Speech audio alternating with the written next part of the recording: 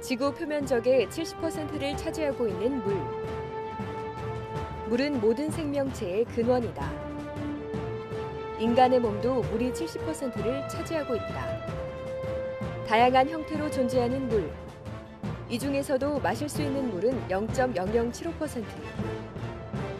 산업화로 인한 하천의 오염은 마시는 물의 범위를 더 좁게 만들었고, 수돗물 대신 그 자리를 정수기물이 차지했다. 현대인의 필수품이 된 정수기. 과연 정수기의 물은 안전한 걸까?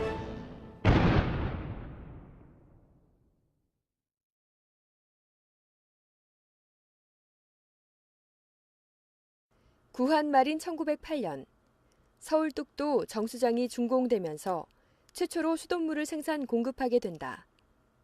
이후 100년이 지난 지금, 대한민국 상수도 보급률은 98%로 전국 대부분의 가정에 수돗물이 공급되고 있다. 양적인 성장뿐만 아니라 선진 고도시설 도입 등 수돗물의 질적인 성장도 함께 이루어졌다. 하지만 수돗물 음용률은 고작 3%. 국민 100명 중 3명 정도만 수돗물을 마시고 있다. 미국 56%, 캐나다 47%, 일본 27%와 비교해보아도 국내 수돗물 음용률은 매우 낮은 수준이다. 우리나라 사람들은 수돗물을 먹는 대신 정수기 사용과 먹는 물 구입에 연간 2조 원 이상을 지출하고 있다. 그렇다면 우리가 이용하고 있는 정수기는 어떠한 정수기일까? 지금은 이제 워낙에 많이 좀 오염 이런 것도 심하기 때문에 그래도 다른 세계는 죽어도 녹물이 좀 있어요. 우리나라는. 요새는 왜냐면 환경이 하도 그래서 방사선 물질까지 다 제거되는 걸 저희거든요. 왜냐면 또 필터가 역삼투압 방식이세요. 국내에서 유통되는 정수기 중 80%가 역삼투압 방식의 정수기이다.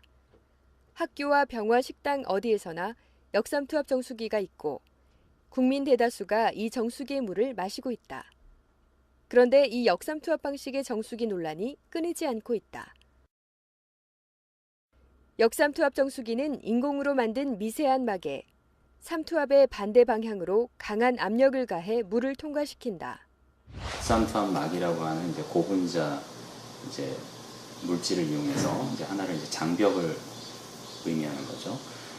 그래서 이제 그것이 이제 물은 투과가 되고 용질은 이제 통과가 되지 않는 그런 반투과성 성질을 이용해서 이제 염해 농도가 굉장히 높은, 예를 들어서 이제 뭐 바닷물이나 이런 것들이 이제 넣게 되면은 삼투압이라는 게 발생을 해요. 이제 염해 농도가 굉장히 높게 되면 삼투압이 발생하는데, 그래서 이제 물이 이제 바닷물 쪽으로 이제 가게 되는 방식이죠. 그런데 그 삼투압 이상의 압력을 걸어주게 되면 그 예를 들어서 바닷물에 있는 염해 성분들이 그 반대쪽으로 이동을 하게 되는 그런 원리를 이용한 겁니다. 그래서 역삼투압막이죠.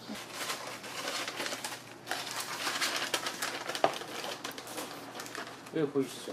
네. 이게 이런 얇은 막으로 되어 있는 거예요.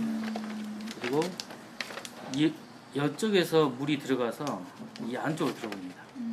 삼투압 형상에 의해서 안쪽으로 들어오게 되면 이 안쪽에 있던 물들이 이제 이쪽으로 해가지고 빠져나오게 되는 거죠. 이쪽으로.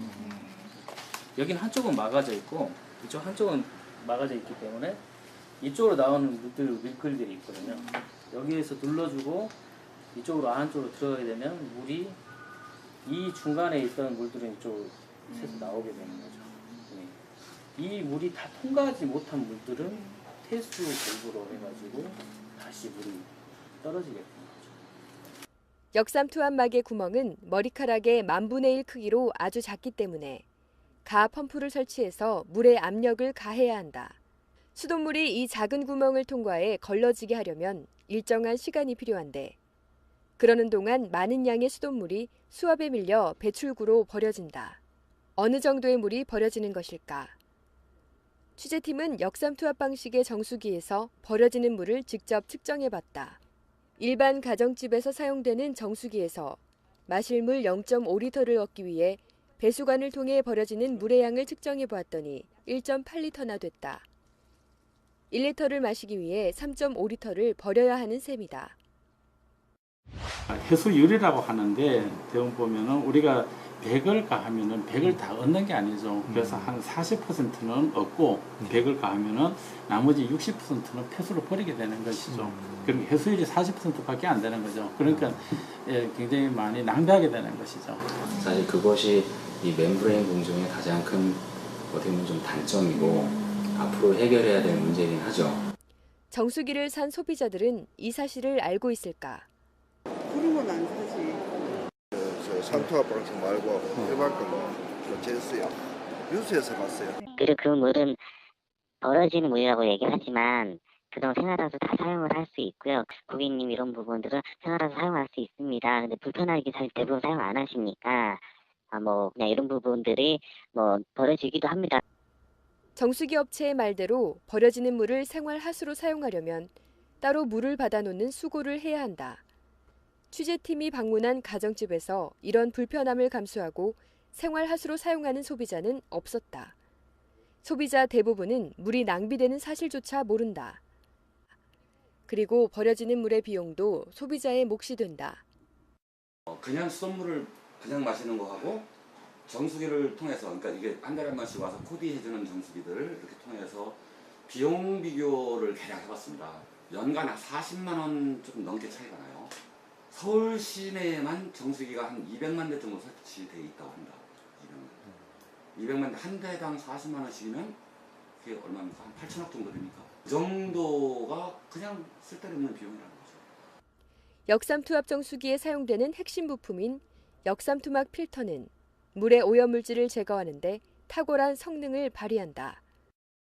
가장 많이 하고 있는 것이 이제 이런 해수 담수화, 바닷물에서 음성분을 이제 분리해내는 거죠.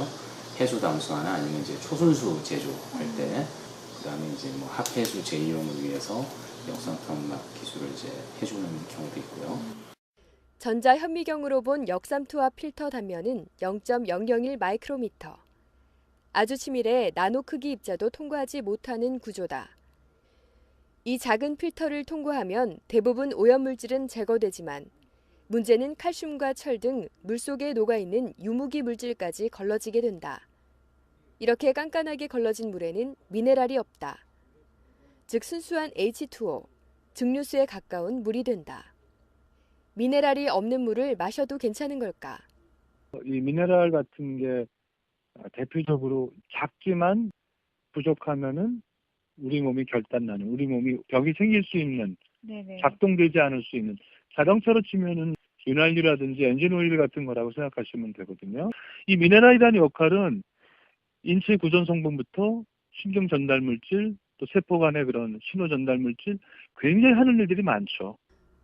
물에서 얻을 수 있는 미네랄은 칼슘, 칼륨, 마그네슘 등이다. 우리 몸을 정상적으로 유지하기 위해서 이들의 역할은 매우 중요하다. 물을 많이 이제 공급을 하루에 2.5리터 이상을 마시는데 2리터 그 정도의 물로 우리가 마시고 배출을 하고 하는데 거기에 대부분 보면 다른 사람들은 거기 물에 의해 가지고 우리가 영양분을 공급하는 것보다 음식물에 의해 가지고 영양분을 공급을 받고 물을 깨끗하게 마시는 게 좋다고 얘기를 하지만은 저는 그게 아니고 우리한테는 순수하게 물에 많이 포함되어 있는 미네랄 성분을 그냥 우리가 마심으로써 거기에서 어느 정도의 신체의 밸런스를 유지할 수 있도록 하는 것이 제일 중요하다고 생각하고 있는 거죠. 우리가 미네랄이 없는 물은 어떻게 보면 제가 보기에는 죽어있는 물하고 똑같아요. 저는 미네랄이 녹아있어야지 물로서의 가치를 지닌다 이렇게 말씀드릴 수 있어요. 하지만 정수기 업체는 굳이 물에서 미네랄을 섭취할 필요가 없다고 주장한다. 일반 음식물 섭취로 인체에 필요한 미네랄을 충분히 섭취할 수 있다는 것이다. 미네랄은 다른 식품을 통해 섭취하는 게 맞는 거라고 몇 번이나 말씀을 하셨습니다. 불가능할 뿐더러 만약에 물로서 섭취하려고 그러면요. 수십 리터의 물을 하루에 마셔야 되는데 그게 현실적으로 가능하지는 않지 않습니까? 또 증류수에 가까운 초순수의 물은 관리하기가 쉽지 않다. 대기와 접촉 시 쉽게 변질되고 세균이 번식하기 쉽다. 정수기에 있는 물을 우리가 계속해서 그걸 유지 관리를 제대로 안 해주면 그 물은 쉽게 대기에서 미생물에 오염될 가능성이 상당히 높은 거죠. 좋은 물의 또 다른 조건 중에 하나는 재오염이 되면 안 돼요. 그런 잔류염소들이 제대로 이제 뭐 거의 완벽하게 제거돼서 뭐 하나도 없다면 그런 것들이 이제 또 또 다른 오염이 될 수 있는 다 100% 제거하는 게 아닙니다. 모든 물. 그렇기 때문에 중류수가 아닙니다. 그리고 꼭 필요한 성분은 남아 있고요. 만약에 중금속이나 방사수 물질, 환경 호르몬들이 나오면 꼼짝없이 먹어야 되거든요. 그런 물 좋다고 할 수 있나요? 녹물들 나오면 다 걸러질 수가 없는데 좋다고 할 수 있나요? 또 논란이 되는 것은 역삼투압 방식의 정수기 물은 산성을 띈다는 것이다. 수돗물은 원래 혈액과 같은 약알칼리성인데 역삼투압 방식 정수기를 통과하면서 산성수로 바뀌게 된다. 산성수를 장기적으로 먹게 되면 몸의 균형이 깨질 수 있다고 전문가들은 경고한다. 그러니까 산성인 물은 일단 우리 몸의 그 균형을 깰 수가 있는 거죠. 항상성을 깰 수가 있기 때문에 가능하면은 태아는 중성이거나 약간 알칼리 정도, 그 정도가 더 좋은 물이라고 볼 수가 있죠. 사람의 몸에 흐르는 체액과 혈액은 약알칼리성으로 유지되는데 산성화되면 몸은 쉽게 피로해지고 병에 걸리기 쉬워진다. 고기와 설탕을 섭취하면 혈액과 체액이 산성으로 기울게 되는데 미네랄은 체액을 중화시켜 약알칼리로 유지해주는 역할을 한다. 이에 대해 정수기 업체는 국가에서 지정한 수소 이온 농도의 범위를 충족한다고 말한다. 우리 몸은요, 어떤 산성 물질이 들어와도 스스로 자기가 어떤 pH를 조절하도록 돼 있기 때문에요. 몸 안에 탄산이온이 많이 들어온다고 해도 저희가 이산화탄소를 다 배출하고 수소이온 배출하기 때문에 정상적으로 다 유지가 되는 거기 때문에요. 그래서 우리가 탄산음료를 먹어도 몸에 크게 지장이 없는 겁니다. pH를 가지고 딱 물고 늘어지는데 수질 기준에는 다 부합하는 물이고요.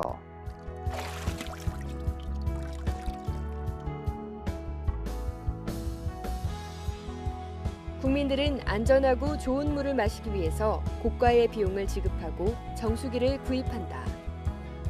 역삼투압 정수기 논란은 계속되고 있지만 이를 알고 있는 소비자는 많지 않다. 수돗물을 밀어내고 깨끗한 물을 내세우는 정수기 산업. 환경오염과 건강이란 잣대가 현대인의 물 선택의 중요한 판단 기준이 돼버린 지금. 소비자가 올바른 판단을 할 수 있도록 정수기 물에 대한 정확하고 객관적인 정보를 알려줄 필요가 있지 않을까. 어찌되었든 먹는 물을 선택하는 것은 소비자의 몫이기 때문이다.